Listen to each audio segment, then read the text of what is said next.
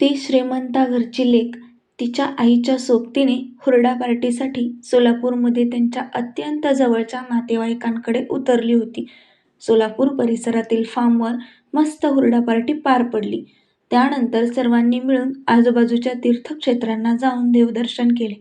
असा साग्रसंगीत पाहुणचार करणाऱ्या त्या नातेवाईकांना एक बाब सतत खटकत होती. शेवटी एक दिवस न राहून त्यांनी मुलीच्या आईला त्यांना खटकणारा प्रश्न विचारलाच. तुमची कन्या कशातच इंटरेस्ट दाखवत नाही.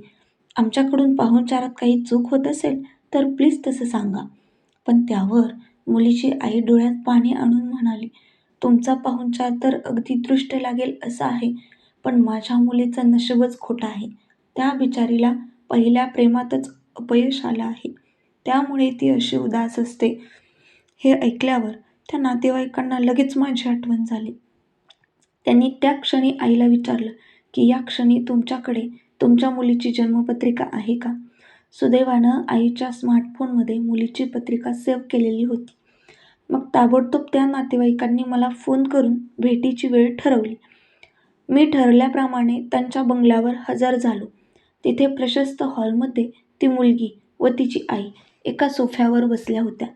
मी त्यांच्या समोरच्या खुर्चीत बसल्यावर तिच्या आईने मला तिची पत्रिका दाखवली.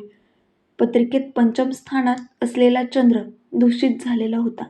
त्यामुळे प्रेमप्रकरणात अपयश येणार हे जवळपास निश्चित होते. चंद्राचा मानवी भावनांवर प्रभाव असतो. त्यामुळेच तिचे भावविश्व पूर्ण उद्ध्वस्त झालेले असल्याची शक्यता होती. अर्थात या सगळ्या गोष्टी लगेच तिला सांगण्यात अर्थ नव्हता. त्याआधी तिला वेगळ्या पद्धतीने समजावणे अतिशय आवश्यक होते. मी तिच्या आईला म्हटलं की तिच्या पत्रिकेप्रमाणे ती भविष्यात लग्न करून सुखाने संसार करेल. माझं वक्तव्य ऐकल्यावर तिने एकदम चमकून माझ्याकडे बघितलं व ती म्हणाली, तुम्ही म्हणताय ते कधीच शक्य नाही. पहिलं प्रेम आयुष्यात एकदाच होत असतं. मी किंचित हसून म्हणालो, जेव्हा तू जन्माला आलीस तेव्हा तुला पहिलं प्रेम तुझ्या आईवडिलांनी दिलं आहे. त्यानंतर तुझे भाऊ, बहीण, नातेवाईक, मित्रमैत्रिणी, शिक्षक असं दुसरं, तिसरं, चौथं, पाचवं प्रेम तुला मिळत गेलं आहे. तू 20व्या वर्षी ज्या तरुणाच्या प्रेमात पडली होतीस ते तुझं 6वं प्रेम होतं. या 6व्या प्रेमात अपयश आल्यावर तू आधीच्या तुझ्या जीवाभावाच्या माणसांचं प्रेम विसरून आयुष्य उधळून टाकायला निघाली आहेस. हे असं वागणं योग्य आहे का? याचा नीट विचार कर.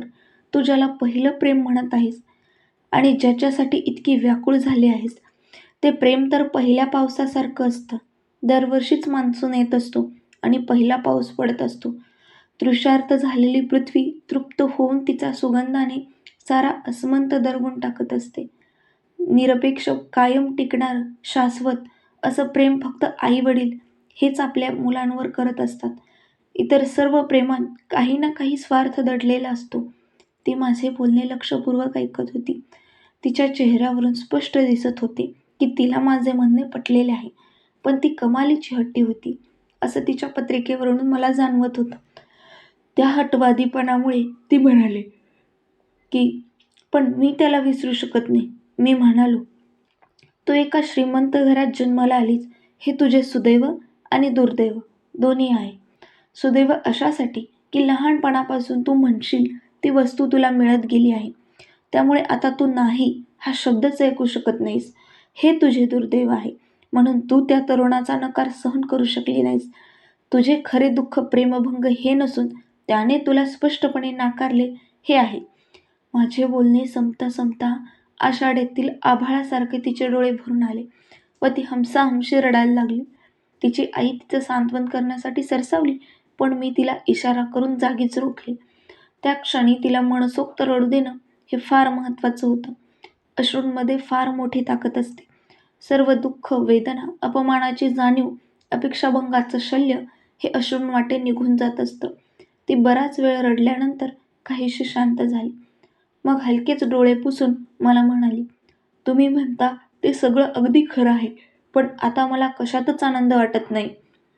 मी तिला समजावलं, तू आनंद हा माणसांमध्ये शोधत आहेस म्हणून तुला तो गवसत नाही. आनंद हा माणसांमध्ये कधीच शोधायचा नसतो.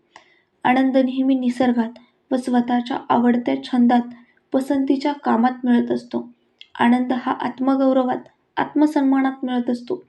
आपल्याला आवडणारे काम, आपले कर्तव्य सातत्याने करत राहिल्यानेच आत्मसन्मानाची प्राप्ती होत असते.